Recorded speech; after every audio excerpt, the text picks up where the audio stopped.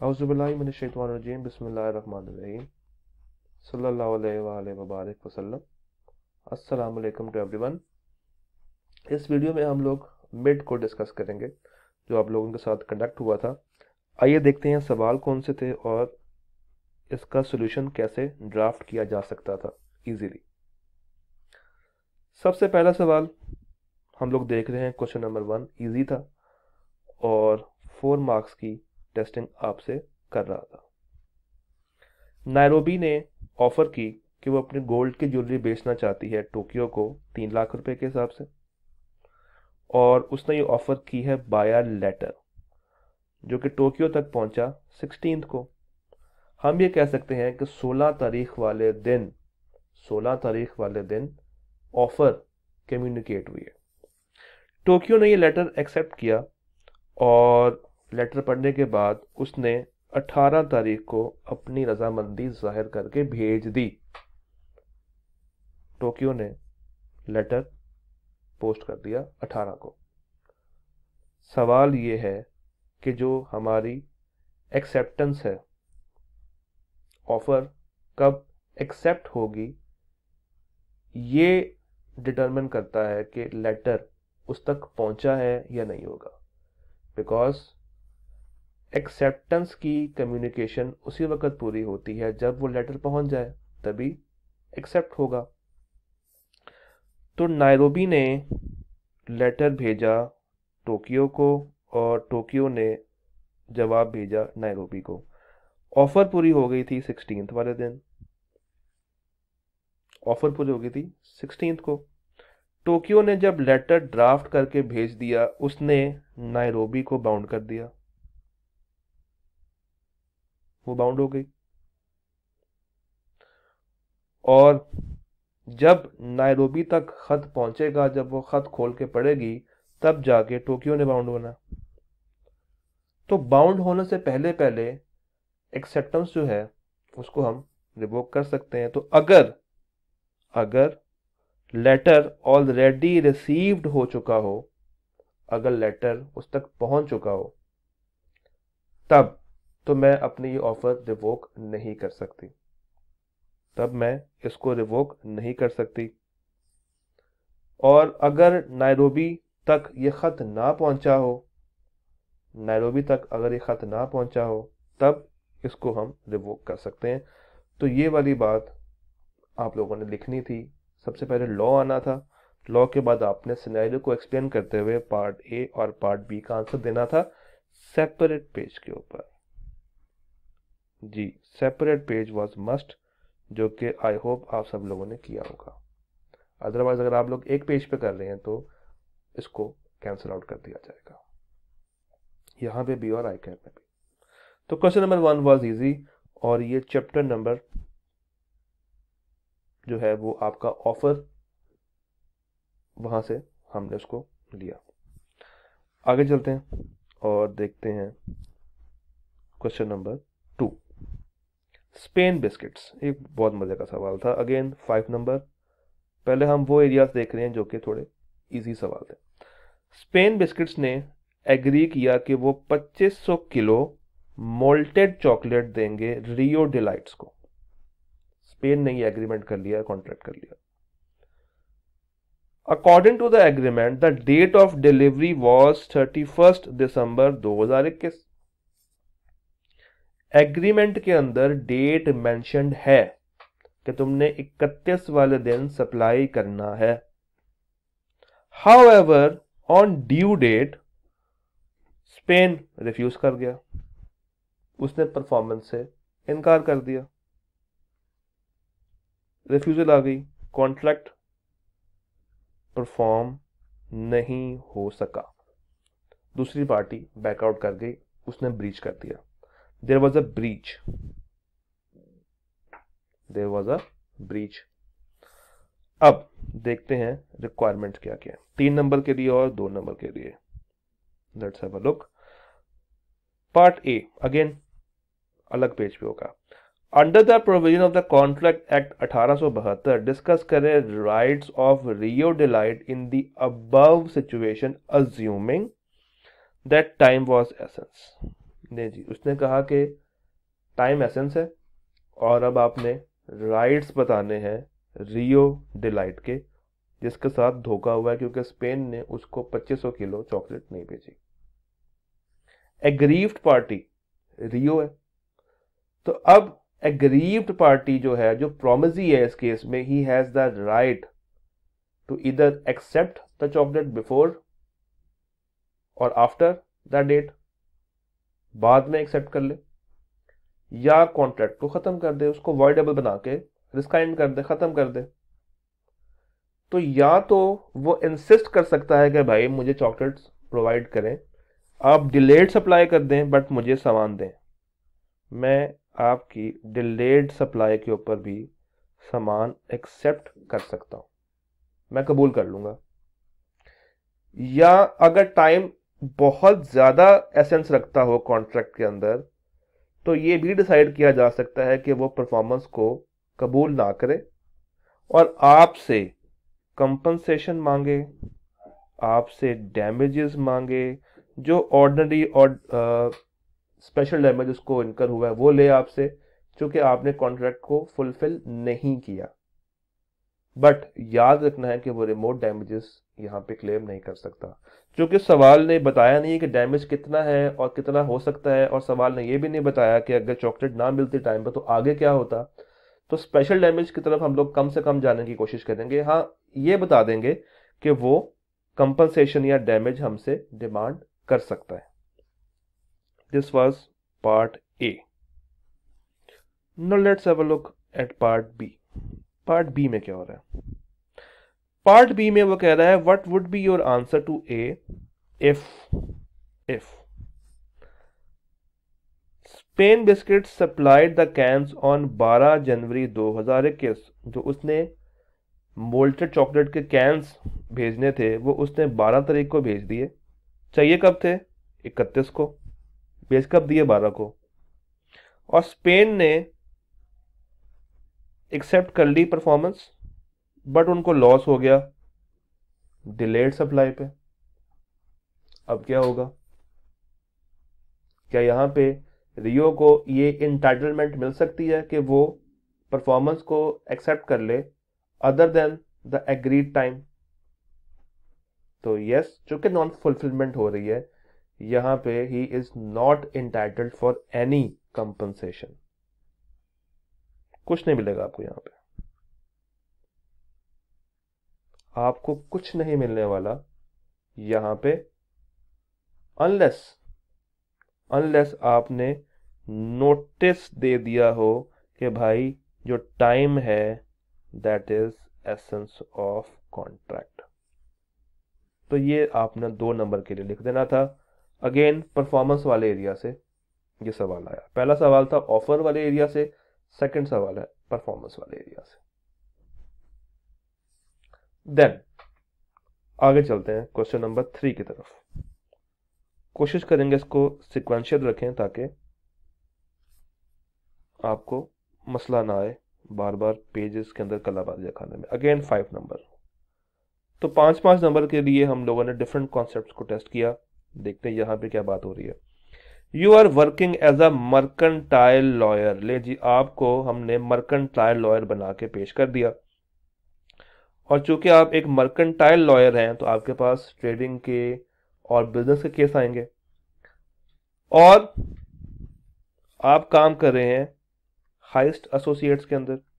एक बहुत ही वरीड, घबराया हुआ, परेशान सा क्लाइंट मिस्टर टोमायो आप तक आता है, आपको अप्रोच करता है और आपसे अपना केस डिस्कस करता है। It was agreed between Tomayo and Elisa that he will construct her a single storey apartment, के वो उसको एक अपार्टमेंट बना के देगा फॉर 10 मिलियन, जिसके लिए पेमेंट की जाएगी आफ्टर कंप्लीशन ऑफ कॉन्ट्रैक्ट।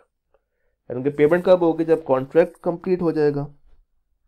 अब टोमायो को लगता है कि ये एक वेजरिंग कॉन्ट्रैक्ट है। He thinks that it is a wager, और वेजर अगर है तो ये इलीगल भी है और वॉइड भी है, बिकॉज उसके मुताबिक वो ये इसलिए सोच रहा है कि उसको पैसे मिलेंगे सिर्फ तब जब वो घर कंप्लीट करके दे देगा, और उसके अलावा उससे पहले वो कुछ भी उससे नहीं मांग सकता।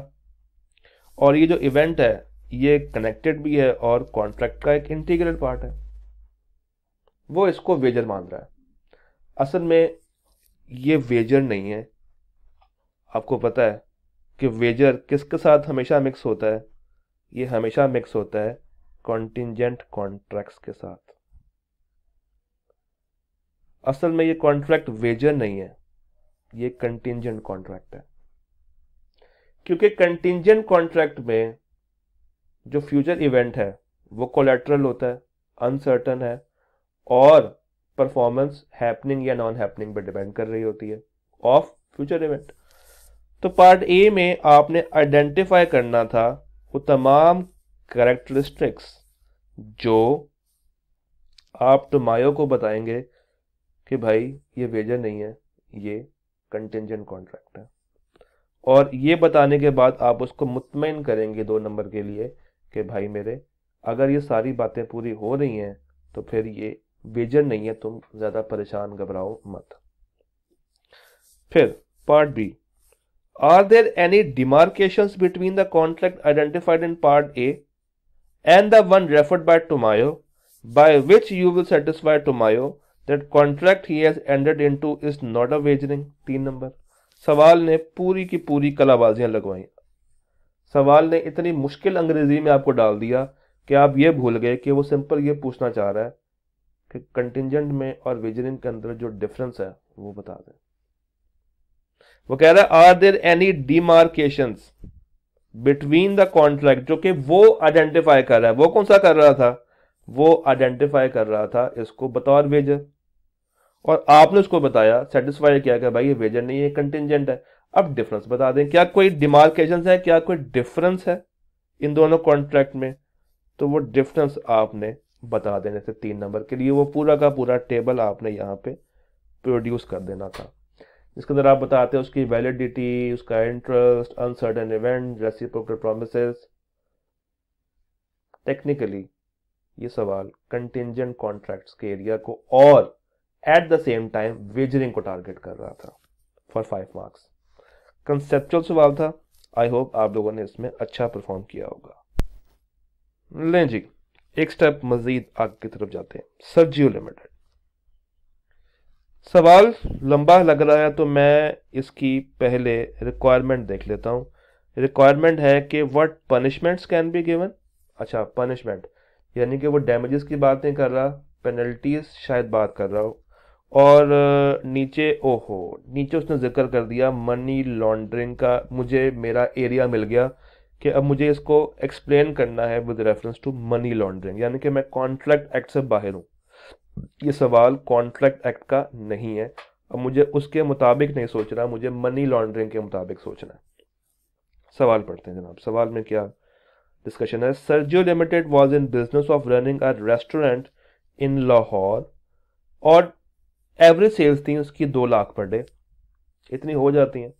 Director of company mister professor, लें जी, एक प्रोफेसर नामी शख्स जो कि कंपनी का डायरेक्टर है, वो बहुत सारे मॉब्स में, क्राइम्स में उसका नाम आ रहा था और डेली वो सेल्स की अमाउंट में लाख रुपए को ऐड कर देता था झूठे तरीके से, फॉल्सली उसको सेल्स बना के ऐड कर देता था कि ये रेस्टोरेंट की सेल्स है, असल में वो क्राइम से आया हुआ पैसा होता था। Money was being deposited in the restaurants legitimate bank account and appears as ordinary deposits. वो जो रेस्टोरेंट का अकाउंट था वहां पे पैसे सबमिट करता था, डिपॉजिट करता था और ये शो कर देता था कि ये सेल्स हैं। अच्छा, अब जब उसने सेल्स बढ़ा दी तो डेफिनेटली टैक्स के इश्यूज ने भी अराइज होना था, क्योंकि अगर ज्यादा सेल तो ज्यादा टैक्स, ज्यादा सेल ज्यादा प्रॉफिट, मोर टैक्स। तो जनाब टैक्स के इश्यूज को डील करने के लिए उसने क्या किया? उसने इनकर किया to large a tax bill as a result of recording more revenue. उसने ज्यादा टैक्स पे करने को तरजीह दी और फर्दर डिस्गाइज किया क्रिमिनल सोर्स को बाय डिपॉजिटिंग एक्स्ट्रा फंड्स। लें जी, उसने टैक्स वालों को भी 2 नंबरी के साथ डील करने की कोशिश की और रेस्टोरेंट ने इन्वेस्ट कर दिया अपना ज्यादा पैसा दूसरे बिजनेसेस के अंदर, सच एज रियल स्टेट। उसने कोशिश की जो एक्स्ट्रा पैसा पड़ा हुआ है वो रेस्टोरेंट किसी रियल स्टेट में या किसी और जगह पे लगाए ताकि लोगों की नजर इस पैसे से आहिस्ता आहिस्ता कम हो। Things are further obscured from the authorities by using shell companies or holding companies that control several enterprises that the laundry money may be funneled through। सवाल ने अगेन आपकी कलाबाजी लगवाई। Things are further obscured from authorities, authority से मजीद जो बातें हैं वो छुपाई गई। क्यों? क्योंकि वो ज्यादा इन्वेस्टमेंट करने के चक्रों में था डिफरेंट कंपनीज के अंदर, डिफरेंट एंटरप्राइजेस के अंदर, और वो मनी लॉन्ड्रिंग से आया हुआ पैसा फुल छुपाने की कोशिश कर रहा था, रियल एस्टेट में लगा के, डिफरेंट कंपनीज में लगा के, जाली कंपनियां खोल के। One day, one fine day, एक सुबह सुबह का दिन, और मिस्टर आर्तुरो रोमान ने विसल ब्लो कर दी एफबीआर को। वो एफबीआर में जाके उसने तमाम अंदर की बातें बता दी जो कि मिस्टर प्रोफेसर जिन 2 नंबरियों में शामिल थे उसने वो तमाम बातें जाके बता दी कि भाई यहाँ पे सस्पिशियस फाइनेंशियल एक्टिविटीज हो रही हैं, इसको कड़ी नजर के साथ देखा जाए। और एफबीआर ने छापा लगाया, प्रोफेसर को रंगे हाथों पकड़ लिया। सवाल, भाई उसको क्या पनिशमेंट मिल सकती हैं? उसको क्या पनिशमेंट्स मिल सकती हैं, उस बंदे को और कंपनी को? Regardless of the instance described, ऊपर वाले हिस्सों को छोड़ते हुए, what acts can be described as offence to money laundering? ऊपर वाला सवाल लॉजिकल है, नीचे वाला सवाल स्ट्रेट फॉरवर्ड डायरेक्ट है, क्योंकि नीचे वाला सवाल कह रहा है कि ऊपर वाले सिनेरियो को छोड़ दो। सिनेरियो से सिर्फ पार्ट ए लिंक कर रहा है, पार्ट बी में उसने कहा रिगार्डलेस। रिगार्डलेस का मतलब होता है उसके अलावा, उसके अलावा। ये बताओ, ले जी, पार्ट ए में वो पूछ रहा है कि what punishments can be given. तो पनिशमेंट्स के अंदर हम इसको ये बता सकते हैं कि भाई कंपनी को फाइन होगा that can extend up to 100 million. ये बात आपको पता है कि 100 मिलियन का फाइन तो कंपनी को पे करना ही पड़ेगा। फिर जो डायरेक्टर भाई साहब हैं वो कम से कम 1 साल और मैक्सिमम 10 साल के लिए जेल की हवा काट सकते हैं। उसको जेल हो सकती है, इम्प्रिजनमेंट हो सकती है 1 से 10 साल तक, भी आपको पता है। और उसको फाइन भी देना है 25 मिलियन का। तो प्रोफेसर अलग से फाइन देगा, कंपनी 100 मिलियन का अलग से फाइन देगी। और अगर पैसे पूरे ना हो रहे हो तो हम प्रॉपर्टीज को भी जब्त कर सकते हैं, प्रॉपर्टी से भी महरूम कर सकते हैं। ये बातें आपने बतानी थी 4 नंबर के लिए। टोटल सवाल था 8 मार्क्स का। नीचे वो कह रहा है कि एक्सप्लेन करें कि और कौन से ऑफेंस जो है वो मनी लॉन्ड्रिंग के जुमरे में आते हैं। तो अगेन यहाँ पे रटा आना था कि जनाब एक्विजिशन है, कन्वर्जन है, क्रिमिनल प्रॉपर्टी की पोजेशन है, कंसीलमेंट है, किसी के और के बिहाफ पे प्रॉपर्टी को पोजेस कर लेना, छीन लेना, मनी लॉन्ड्रिंग में पार्टिसिपेट करना, ये सारी रट्टे वाली बातें यहाँ पे आ जानी थी। कौन कौन सी? Acquisition, conversion, possession, concealment, money laundering अंदर पार्टिसिपेट करना। ये 4 नंबर के लिए 4 बातें करके आप 8 नंबर आसानी से सिक्योर कर सकते थे। सवाल थोड़ा सा अंग्रेजी में मुश्किल था, बट अगर समझ के किया जाता तो that was not difficult at all. अभी तक हम लोगों ने 4 सवालों के ऊपर बात की। Let's have more discussion on question number 5। ले जी, 5वें सवाल में क्या हो रहा है? 5वें सवाल के अंदर माइनर पार्टनरशिप वाली बातें हो रही हैं। शेख, उसामा एंड वहीद 3 लोग हैं जो कि फर्म के पार्टनर्स हैं, और उन्होंने गाबा नामी शख्स को जो कि माइनर है फर्म का हिस्सा बना लिया बेनिफिट्स में। माइनर, ये माइनर है, याद रखना है। तो माइनर ने जब मेजॉरिटी अटेन की, कब की?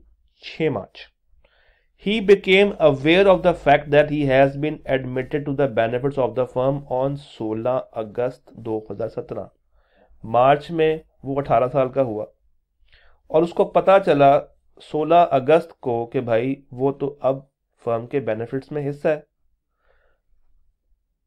Being undecided, वो ये तय नहीं कर पा रहा था इस सिचुएशन के अंदर कि वो क्या करे, वो पार्टनर बने या ना बने, और उसने अपना फैसला कुछ टाइम के लिए होल्ड कर दिया, prefer to wait for some time.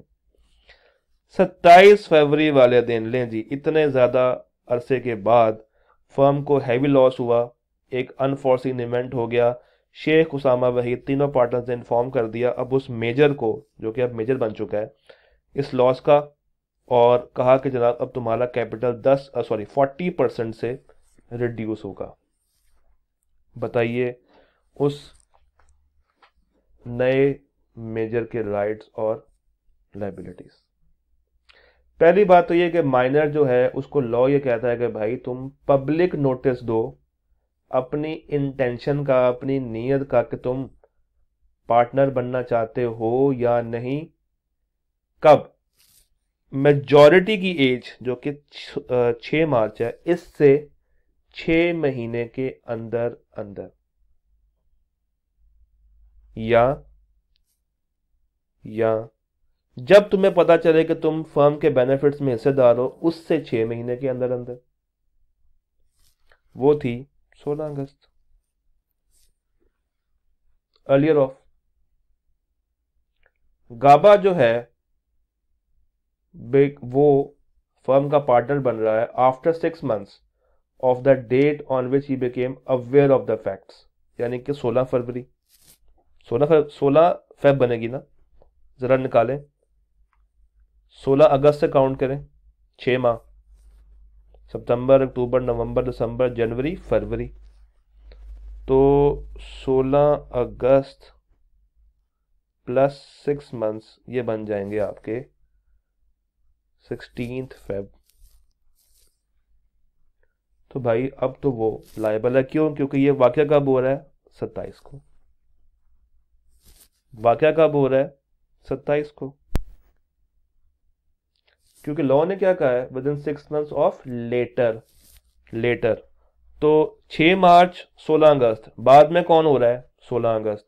16 अगस्त से 6 महीने काउंट किए, 16 फेब इवेंट अगर हो रहा है 27 को, तो भाई अब तो तुम लायबल हो, अब तो तुम लायबल हो। अगर अभी भी तुम खामोश हो तो तुम्हें 40% का लॉस बर्दाश्त करना पड़ेगा। एक बड़ा बेसिक सवाल था 4 नंबर के लिए। आई होप कि आप लोगों ने इसको प्रॉपरली आंसर किया होगा with logical reasonings and justifications. मजीद नीचे आते हैं। हेलसिंकी पावर लिमिटेड को देखते हैं। इफेक्टिव 1 जुलाई 2019। तो उसने कहा भाई आज की डेट भूल जाओ, 1 जुलाई 19 को याद करो। 1 जुलाई 19 HPL started purchasing fuel from Suarez Limited SL. Up to 31 May HPL did not make any payments to SL. 31 मई तक उसने कोई पेमेंट नहीं की, ड्यू टू विच, जिसकी वजह से late payment surcharge was invoice to HPL। उसने लेट पेमेंट करने पे सरचार्ज भेज दिया, फाइन डाल दिया, और HPL ने उसको रिफ्यूज कर दिया कि भाई मैं इस तरह की किसी सरचार्ज को नहीं जानता, और कहा कि भाई कैंसिल कर दे मेरा कॉन्ट्रैक्ट, जिस पे SL ने कभी भी रिस्पॉन्स ही नहीं किया। HPL ने बंद कर दिया फ्यूल खरीदना विद इफेक्ट फ्रॉम 15 जून 21, 15 जून 21, 1 जुलाई 19, 2 साल। अच्छा, इन जुलाई 21 HPL मेड 2 बल्क पेमेंट्स जो कि कॉस्ट ऑफ फ्यूल की थी 1 जुलाई से 15 जून तक, जब तक उसने परचेज किया, but did not mention the invoices against the payments were to be adjusted. उसने पैसे तो पे कर दिए, बट ये नहीं बताया कि ये किस इनवॉइस के अगेंस्ट इसको आप लोगों ने नील करना है, क्योंकि इनवॉइसेस तो मल्टीपल होती हैं। एक होता है इनवॉइस वाइज बैलेंस, एक होता है टोटल बैलेंस। एक होता है हमारे पास इनवॉइस वाइस बैलेंस और एक होता है टोटल बैलेंस। तो टोटल बैलेंस तो कम हो गया, मगर इनवॉइसेस के अगेंस्ट बैलेंस जो है वो ये नहीं पता था कि किसके अगेंस्ट करना है। HPL come to know on अगस्त में दैट उसने पहले लेट पेमेंट सरचार्ज काट लिए और बैलेंस अमाउंट को उसमें डाल दिया, और अब वो कह रहा है कि उसने लेट पेमेंट सरचार्ज के ऊपर तो कभी एग्री किया ही नहीं था, और तुम मेरे पैसे एडजस्ट करो सिर्फ उस फ्यूल की कॉस्ट पे अदरवाइज तुमने ये काम गलत किया है। बहुत मजे का सवाल था ये। परफॉर्मेंस भी और उसके साथ ब्रीच या डैमेजेस के ऊपर भी बात कर रहा था। लेट्स हैव अ लुक कि इसका आंसर आप लोग कैसे ड्राफ्ट कर सकते थे। आपसे क्या पूछा जा रहा है कि भाई डिस्कस करो एडजस्टमेंट उसने सही की है या नहीं की। Let's have a look. देखो, एचपीएल ने, हमें पता है कि कोई इंस्ट्रक्शंस नहीं भेजी थी कि तुमने इसको इस इनवॉइस के अगेंस्ट काटना है और इस तरीके से उसको एडजस्ट करना है। और उसने ये भी नहीं कहा था कि सिर्फ इसको फ्यूल की कॉस्ट के अगेंस्ट करना है। उसने कोई इंस्ट्रक्शंस नहीं भेजी, मगर उसने क्या किया, उसने 2 बल्क अमाउंट्स भेज दिए, ये सोचते हुए कि चूंकि मैंने कभी सरचार्ज को माना ही नहीं तो ये भी नहीं मान के बैठे होंगे और ये सिर्फ फ्यूल की कॉस्ट को एडजस्ट करेंगे। मगर ये चीज क्या थी, दैट वाज इम्प्लाइड। ये इम्प्लाइड, ये वो सोच रहा था कि ये ऐसा होगा। क्यों? क्योंकि उसने कभी भी सरचार्ज वाली अमाउंट को तो तस्लीम ही नहीं किया, माना ही नहीं, एक्सेप्ट भी नहीं किया, कभी भी नहीं किया उसको। फर्दर उसने ये भी कह दिया था कि भाई अब मैं ऐसी किसी सरचार्ज को नहीं मानता और मेरा ये कॉन्ट्रैक्ट कैंसिल कर दो। ये वो क्लियर कर चुका था बात। और जब उसने ये बात क्लियर कर दी थी, एग्री हो गया था, तो इसका मतलब ये है कि सिर्फ पैसे बचते थे, ओरिजिनल कॉस्ट, ना कि इंटरेस्ट। तो अब जो वो बात कर रहा है दैट इज वैलिड। अब एसेट जस्टिफाइड नहीं है फॉर लेट पेमेंट सरचार्ज और सिर्फ उसका पैसे फ्यूल की कॉस्ट में काटने चाहिए थे। आपको याद होगा जो एरिया है ब्रीच वाला, वो स्टेपुलेशन ऑफ इंटरेस्ट की बात करता है। और जब इस तरह का पॉइंट आ रहा हो, तो आपने पहले जो ओरिजिनल चीज है उसको कैटर करना है, क्योंकि वो इम्प्लाइडली ये बात अपनी कर चुका है। और company was not justified in first adjusting the late payment. भाई सीधा सीधा फ्यूल की कॉस्ट में से माइनस करो, वो तो इस चीज को मान ही नहीं रहा, इम्प्लाइडली भी कह रहा है और उसने एक्सप्रेसली भी तुम्हें कई दफा कह दिया कि भाई मैं इसको नहीं मान रहा, वो तुम्हें कह चुका है। हाँ, अगर उन्होंने उसको बतौर इंटरेस्ट ट्रीट किया होता तो फिर अगर प्रिंसिपल और मार्कअप दोनों ड्यू हो तो फिर वहां पे मार्कअप पहले कटता। अदरवाइज ही वॉज राइट और पहले ही फ्यूल की कॉस्ट कटनी चाहिए थी। अगेन ट्रिकी सवाल था, बहुत सारे बच्चों ने इसमें ब्लंडर किए होंगे, आई एम श्योर।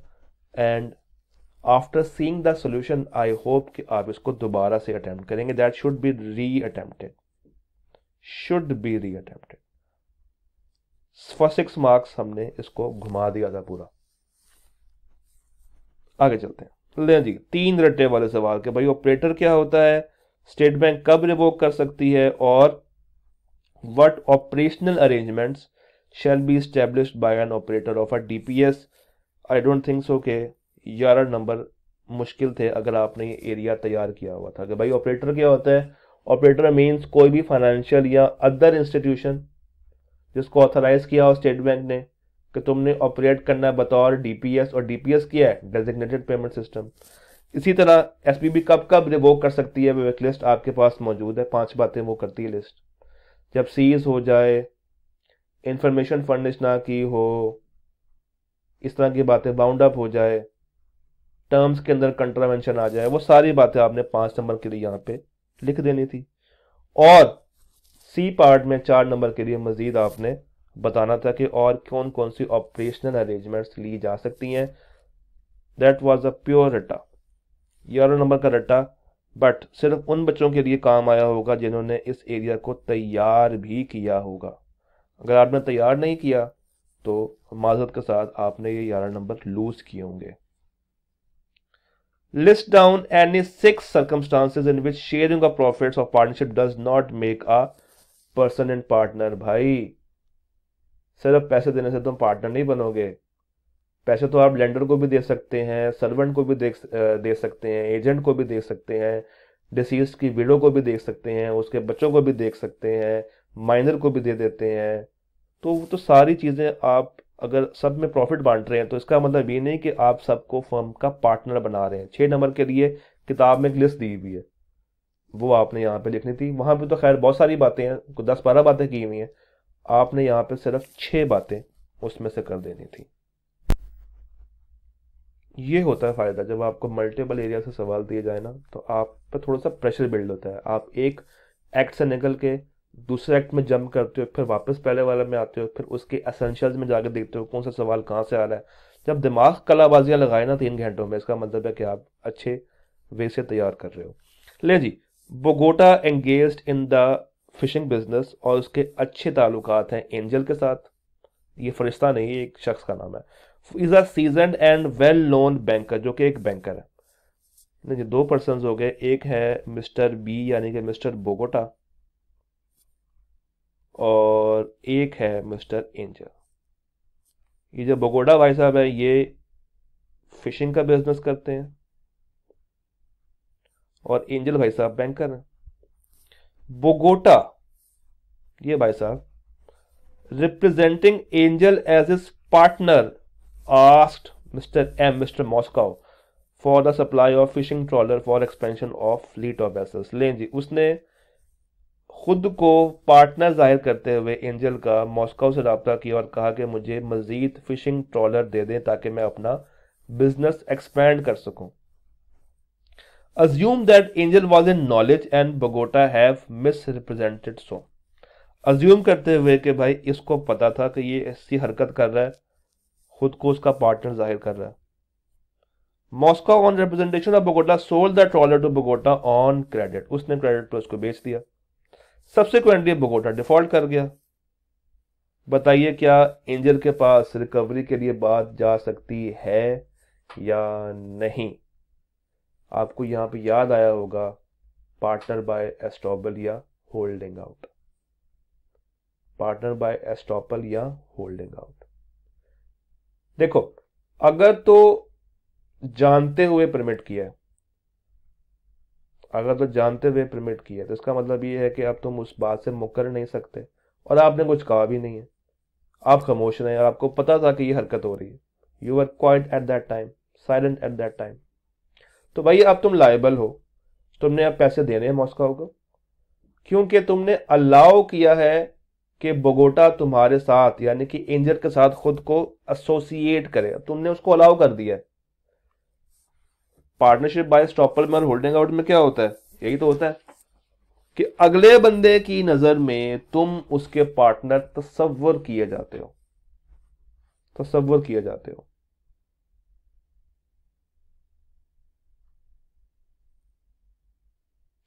अगर तुम उसकी बात को डिनाई कर देते, उस टाइम पे मना कर देते, तो फिर तुम उसके पार्टनर तस्वर ना होते, और फिर तुम लायबल भी ना होते। मगर तुम खामोश थे, तुमने डिनाई नहीं किया, तुमने रिप्रेजेंटेशन के ऊपर इनकार नहीं किया, तुम खामोश रहे, तुम्हारी नॉलेज में होते हुए भी तुम खामोश रहे। अब तो तुम बेटा जी फंस चुके हो। तो 6 नंबर के लिए अगेन थोड़ा सा कंसेप्चुअल था, बट जिसकी तैयारी अच्छी थी आई होप उसने सही से परफॉर्म भी किया होगा। सवाल दर सवाल दर सवाल और मजीद सवाल। सवाल नंबर 9, list down the circumstances under which Palermo may not be able to rescind the contract. Okay, Palermo ने बर्लिन की फर्नीचर फैक्ट्री खरीदी और इस रिप्रेजेंटेशन पे कि भाई वहां पे 50 सोफे बनते हैं। पेलेर्मो को बाद में पता चला कि जो सोफे हैं वहां पे 50 नहीं बनते, वहां पे 30 बनते हैं महीने में, और अब वो चाहता है कि वो इसको खत्म करे, क्योंकि कॉन्ट्रैक्ट किस पे हुआ है? मिस रिप्रेजेंटेशन पे। तो मेरे भाई, अगर तो तुम उस टाइम पे थोड़ी बहुत जद्दोजहद करके डिलीजेंस दिखा के सच को आइडेंटिफाई कर सकते थे, तब खत्म कर देते, तब खत्म कर देते। या दूसरे बंदे की, यानी कि बर्लिन ने जो उसने मिस रिप्रेजेंटेशन की है या फ्रॉड किया है कुछ भी, वो तुम्हारी कंसेंट की बेसिस अगर उस वक्त नहीं बना था फिर तुम खत्म कर सकते हो, otherwise you are not able to sign the contract. काश उस वक्त तुमने थोड़ी सी डिलीजेंस दिखा ली होती, आगे पीछे से पता कर लिया होता, तो तुम ये कॉन्ट्रैक्ट अपना बचा सकते थे, अदरवाइज अब तुम्हारे लिए मुश्किल है। 2 नंबर का सवाल और आसान सवाल था। पार्ट बी में हम थोड़ा सा लाहौर के और पंजाब के एरियाज को टच किया। मियाँ वाली है, लाहौर है, पेशावर है, कपड़ा मार्केट है, 2 करीबी दोस्त हैं, बिजनेस कर रहे हैं और ये एग्री किया था कि वो एक दूसरे का साथ देंगे क्योंकि आपस में दोस्त हैं। उन्होंने एग्री किया कि भाई वो एक दूसरे का साथ देंगे और कंपीटिंग बिजनेस में एंटर नहीं होंगे, और अगर कोई ब्रीच करेगा तो वो दूसरे के खिलाफ कोर्ट में जा सकता है। सब्सिक्वेंटली क्या हुआ, लॉकडाउन लग गया, पीटीआई आ गई, इकोनॉमिक डाउनटर्न हुआ, और जो चप्पल का बिजनेस हो रहा था अब उसको उसी जगह पे करना पड़ा जहाँ पे उसका दोस्त कर रहा था। और चूंकि उसको लगा कि कॉन्ट्रैक्ट ब्रीच हो गया है, उसने केस दायर कर दिया। ना रही दोस्ती, ना हुआ किसी का किसी के साथ साथ। 4 पार्ट्स थे और ये चारों पार्ट्स आपको सेपरेट पेज पे करने चाहिए थे, 2 नंबर, 3 नंबर, 2 नंबर, 2 नंबर के लिए सेपरेट पेज के ऊपर इनको आना चाहिए था। अगर आप लोग गौर करें तो यहाँ पे क्या हो रहा है, agreement in the state of trade, और ये एग्रीमेंट करना कि अदालत नहीं जाएंगे, ये पूरा सवाल उस बेस पे डिस्कस हो रहा है। पूरा का पूरा सवाल हमने उस बेस के ऊपर बनाया था। 2 एरियाज पकड़े थे कॉन्ट्रैक्ट एक्ट के और उनको एक सवाल में जोड़ दिया था। क्या लाहौर को अलाउ किया जा सकता है कि वो पेशावर कपड़ा मार्केट के अंदर चप्पल का बिजनेस शुरू करे? क्या हम किसी को कॉन्ट्रैक्ट करने से रोक सकते हैं? क्या हम किसी को ये कह सकते हैं कि भाई तुम अपना बिजनेस कैरी फॉरवर्ड नहीं करोगे, आगे लेके नहीं जाओगे, तुम अपना बिजनेस रोक दो? भाई ये तो वॉइड है, ये तो वॉइड है, और वो बिल्कुल जस्टिफाई है कि उसको बिजनेस करने से रोका जा रहा है, जो कि अच्छी बात नहीं है। Agreement in state of trade तो वैसे वॉइड होते हैं, तो वो यहाँ पे तो सही बात कर रहे हैं, वो जायज है। हाँ, अगर तुमने उसकी गुडविल परचेज कर ली होती तो ये एक एक्सेप्शन है कि भाई तुमने उस बंदे की गुडविल परचेज की है। अब चूंकि तुमने गुडविल को परचेज कर लिया, तुम उस बंदे को बाउंड कर सकते हो कि भाई मैंने तुम्हारे बिजनेस को परचेज करने में जो पैसा लगाया है, मेरा वो पैसा डूब जाएगा, तो अपना काम करो, बट इतने एरिया में ना करो जितने एरिया में तुम्हारी पहले जान पहचान हुआ करती थी, क्योंकि अदरवाइज तुम यहाँ पे दोबारा से काम शुरू करेंगे तो सारे कस्टमर्स तुम्हारे पास वापस जाएंगे, मेरे पास क्या रहेगा? कुछ भी नहीं। अच्छा, फिर वो जो बात उन्होंने की थी कि भाई कोर्ट में नहीं जाएंगे, क्या ये वैलिड है? अगेन वॉइड है। कोर्ट में आप जा सकते हैं, हाँ, अगर आपने ये कहा हो कि आर्बिट्रेशन की तरफ जाएंगे तो फिर ये उसकी एक्सेप्शन थी। तो सवाल में आपने मेन बात भी करनी थी और फिर एक्सेप्शन की तरफ भी आना था। पार्ट सी 4 नंबर के लिए स्ट्रेट फॉरवर्ड सवाल था कि लिस्ट डाउन द पर्सन जो कि डिस्क्वालिफाइड है, फॉरेनर, एम्बेसडर, वो कंट्री जो कि हमारे साथ वॉर में है, कन्वेक्ट, डिक्लेयर्ड इंसॉल्वेंट, वो सारी चीज़ें आपने यहाँ पे लिख देनी थी। देखते हैं जनाब पार्ट डी में क्या हो रहा है। पेपल शिप ओनर ने कॉन्ट्रैक्ट किया है मिस्टर हारिस के साथ कि वो कन्वे करे him from Karachi to Sydney, Pepal ship sailing on the 1 January. Casa ने पेपल को पे कर दिया। अब सवाल में क्या कासा पेपल पे, बंदे को सवाल पढ़ते हुए ही जबान लड़खड़ाएगी, सबसे पहले कंफ्यूज होगा। खैर, उसने डिपॉजिट किए 50% of the passage money, ship does not sail on the 1 January. Casa को मसला पेश आया, उसने कुछ टाइम की मोहलत मांगी, कुछ चीज़ों को प्रोसीड किया, कुछ एक्सपेंसेस हुए, दूसरी वेसल आई, और एंड रिजल्ट क्या हुआ कि वो देर से पहुंचा, वो देर से पहुंचा, वादे के एंड मुताबिक काम नहीं हुआ।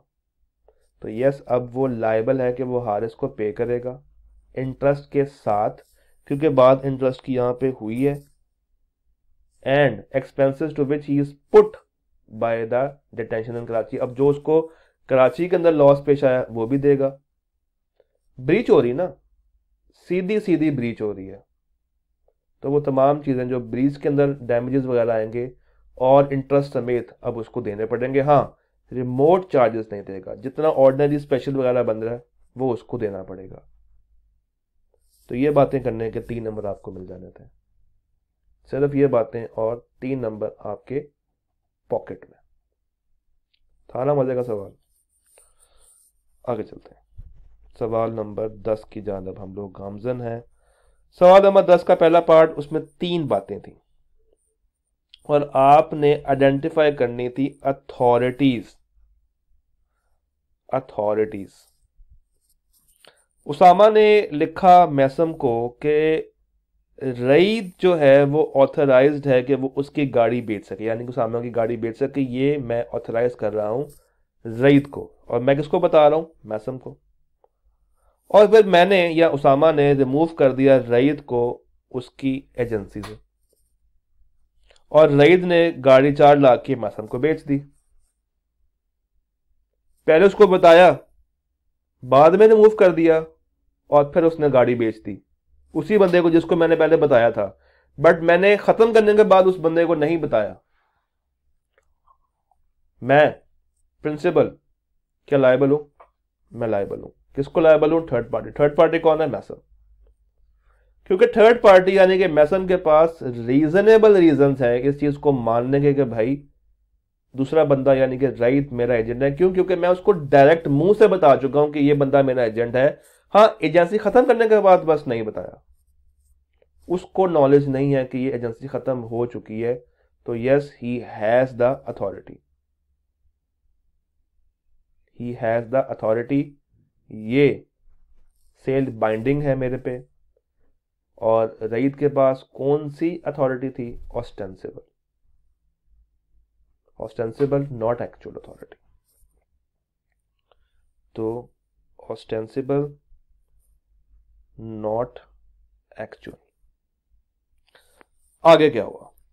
Usama consigns furniture to Zaryab his agent to Lahore with directions to send the items immediately to Mesam at Rawalpindi. Zaryab thought that the furniture might not fetch good price at Pindi, so उसने लाहौर में बेच दिया। मैंने उसको कहा था कि भाई दूसरे बंदे को बेचना है पिंडी में। उसने कहा सर, खैर उसने तो नहीं कहा, उसने सोचा कि पता नहीं पिंडी से पैसे आएंगे नहीं आएंगे, सही प्राइस से बेचा होगा नहीं बेचा होगा, मुझे अच्छे पैसे मिल रहे हैं, मैं लाहौर में बेच देता हूँ।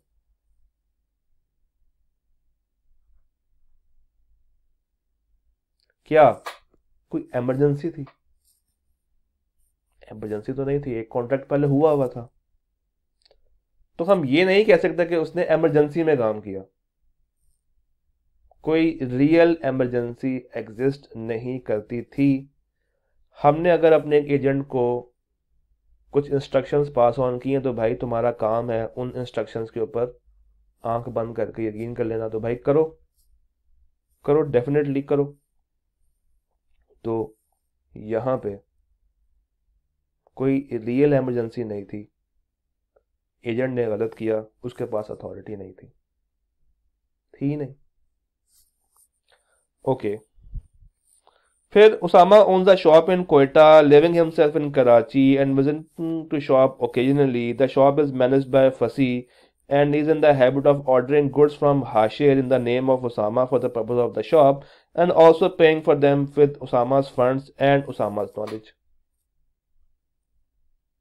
वो काफ़ी टाइम से चीज़ें दुकान के लिए मंगवाता है, मेरे पैसों से पे कर देता है, मेरे नाम पे मंगवा लेता है। शॉप है कोयटा में, मैं रहता हूँ कराची में, और मैं शॉप पे कभी कभी आता हूँ। मैनेज कौन कर रहा है? मेरे बिहाफ पे फसी। सामान मंगवा रहा है हाशिर से। तो यस, यहाँ पे इम्प्लाइड अथॉरिटी एग्जिस्ट करती है। अब जो चीज़ें वो मेरे नाम पे मंगवा रहा है, I am liable for all the payments. ये बात आपने 3 नंबर के लिए यहाँ पे करनी थी। नीचे, a person who finds goods belonging to another and takes them into custody is subject to the same responsibility as baili। इसको आपने एक्सप्लेन करना था 3 नंबरों के लिए एक ऐसा पर्सन जिसको गुड्स मिली हो जो कि किसी और की हो और वो अपनी कस्टडी में ले ले एज अ बेली, तो अब वो बाउंड है कि वो उसकी एज मच एज केयर करे जो कि ऑर्डिनरी प्रूडेंस उससे रिक्वायर करती है। जो एक नॉर्मल बंदा उसकी केयर करता है उसको चाहिए कि वो उतनी ही केयर करे गुड्स को अपनी कस्टडी में लेके, उतने ही रीजनेबल स्टेप्स ले कि भाई अब मुझे उस बंदे के मालिक उस सामान के मालिक तक पहुंचना। अब जब तक असल मालिक नहीं मिल जाता वो गुड्स को अपने पास अपनी पोजेशन के अंदर भी रख सकता है, और अगर वो पेरिशेबल नेचर की हो तो फिर वो बेच देगा। और अगर गुड्स की वैल्यू का 2/3 हिस्सा उस असल बंदे को ढूंढने में लग रहा है तो फिर वो ये बेच के नेट ऑफ करके उसको पे बैक कर सकता है। बेसिकली फाइंडर ऑफ गुड्स की बात थी यहां पे, सीधी सीधी। अब यहां पे एक सवाल जो कि हमने ऐड किया था specially for the grand test, और ये सवाल सिर्फ पोस्ट वाले बच्चों के लिए था, उसको भी डिस्कस कर देते हैं। बाकी सवाल तो सेम थे।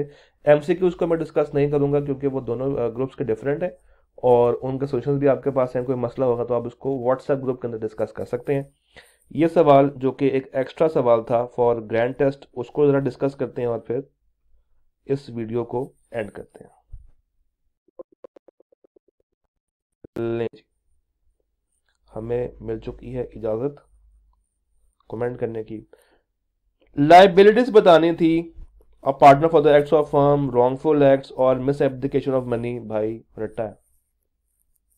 ऊपर आते हैं, Miss Lisbon, Miss Monica, Miss Tokyo and Miss Nairobi. 4 लोग हैं, पार्टनरशिप में हैं और वो मैन्युफैक्चर करते हैं केमिकल। 1 अप्रैल को गवर्नमेंट ने बैन लगा दिया केमिकल, उस केमिकल के ऊपर जो कि वो लोग उसको मैन्युफैक्चर कर रहे थे। मिस्टर बर्लिन जो कि उसने एक्वायर किया था केमिकल्स, पार्टनरशिप उनसे 1.5 साल पहले after the ban was imposed being unaware of the ban. अब उसको उस बैन का पता ही नहीं है, तो आपने ये बताना है कि अब वो क्या करे इस बैन के लगने के बाद। भाई बैन के लगने के 1.5 साल के बाद तुम उसको परचेज कर रहे हो तो फर्म डेफिनेटली लायबल होगी, क्योंकि ये अब by law legal statutory requirement थी। मना कर दिया है, रिस्ट्रिक्शन लगा दी कि वह आपने नहीं बेचना। फिर अगर बेच रहे हो, फिर भी अगर बेच रहे हो तो भाई अब फर्म लायबल है और नुकसान के जिम्मेदार वही 4 पार्टनर्स होंगे। तो ये एक एक्स्ट्रा सवाल था 3 नंबर के लिए और नीचे रट्टा था। बाकी सवालों को हम लोगों ने डिस्कस किया। स्टिल कोई मसला कोई परेशानी तो आप व्हाट्सएप के अंदर भी मजीद इस पर बात कर सकते हैं। हम मिलते हैं क्लास में एक नए चैप्टर के साथ। अल्लाह हाफिज़।